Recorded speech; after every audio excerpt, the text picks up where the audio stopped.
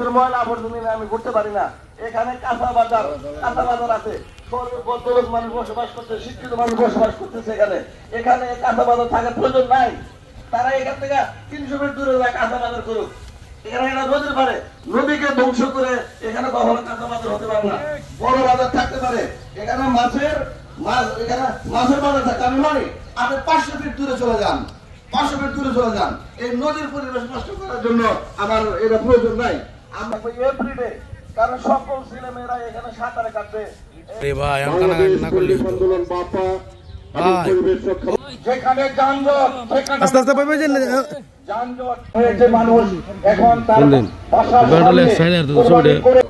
এই বৃক্ষরোপণের প্রতি এত তাগিদ উনি দিয়েছেন। আসসালামু আলাইকুম, বিসমিল্লাহির রহমানির রহিম। এই যে আমাদের এবং এই মাঠে যারা সকালে আমরা ব্যায়াম করি, তাদের 2,500 টাকা আমরা রোপণ করবো। জন্য একটা অক্সিজেন ফ্যাক্টরি গ্রাম থেকে উঠে এই প্রস্তুত স্থাপন করলাম। কিশোরগঞ্জে প্রশাসনের দৃষ্টি আকর্ষণ করলাম।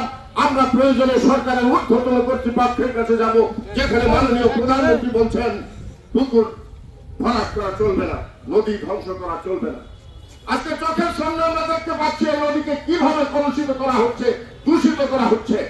ময়লা সেই ব্রিজের পশ্চিম পাশে এবং তার পূর্ব পাশে স্থাপনা নির্মাণ হচ্ছে নরসুন্দর নদীতে।